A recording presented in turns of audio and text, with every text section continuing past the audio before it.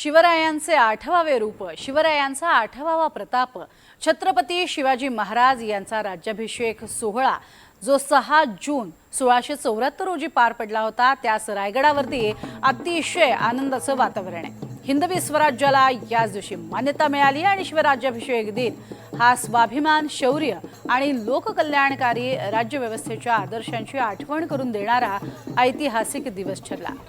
आजच्या या विशेष दिवसानिमित्त रायगडावरती शिवराज्याभिषेक सोहळा पार पडतोय आणि त्यासाठी केवळ रायगडावरच नव्हे तर संपूर्ण देशभरात आणि राज्यातही ठिकठिकाणी या दिवसाचा एक वेगळा उत्साह पाहायला मिळतोय। अनेक प्रात्यक्षिकं यावेळेला सादर झाली, मर्दानी खेळांचं दर्शन यावेळेला घडवण्यात आलं।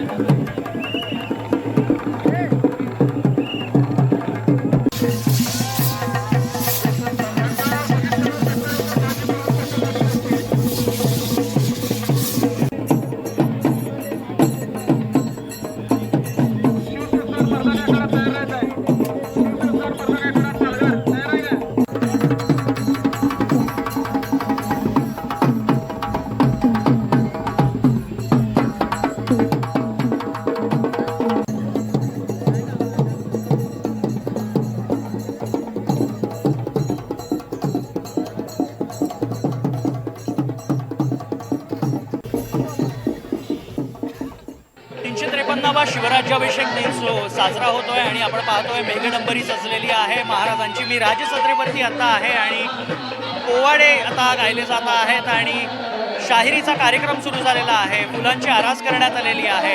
अतिशय भव्य दिव्य असं हे स्वरूप पाहायला मिळत आहे। अतिशय सुंदर अशी फुलांची रांगोळी काढण्यात आलेली आहे। गुलाबाच्या फुलांचा वापर करण्यात आलेला आहे।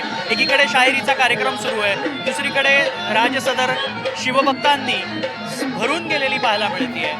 दुमदुमतोय रायगड, तो शिवमय झालेला आहे आणि हर हर महादेव, जय शिवाजी, जय भवानीच्या गजरामध्ये सध्या रायगडचं वातावरण मंत्रमुग्ध झालेलं पाहायला मिळतंय। अगदी पारंपरिक शाहिरी पोवाडे गायले जात आहेत आणि मेघडंबरीमध्ये शिवाजी महाराज विराजमान असल्याचं पाहायला मिळतंय। मेघडंबरी फुलांनी सजवण्यात आलेली आहे आणि दिमागदार असा शिवराज्याभिषेक सोहळा पार पडतोय। शाहिरीचा कार्यक्रम पार पडल्यानंतर आता वेगवेगळे कार्यक्रम यानंतर सादर केले जातील आणि त्यानंतर पालख्यांना सुरुवात होईल आणि मुख्य कार्यक्रम असेल तो शिवराज्याभिषेक सोहळ्याचा। यावेळी सुवर्ण हार इथे सुवर्ण अर्पण करण्यात येणार आहे महाराजांवरती आणि त्यानंतर हा अभिषेक केल्यानंतर शिवराज्याभिषेक सोहळा संपन्न होताना पाहायला मिळणार आहे। 353वा शिवराज्याभिषेक सोहळा रायगडवरनं आपण याची डोळा अनुभवतोय। NDTV मराठीच्या प्रेक्षकांसाठी आपण खास थेट ही दृश्य घेऊन आलेलो आहोत। कॅमेरामन अरविंदचा मी तन्मय टिल्लू, NDTV मराठी, रायगड।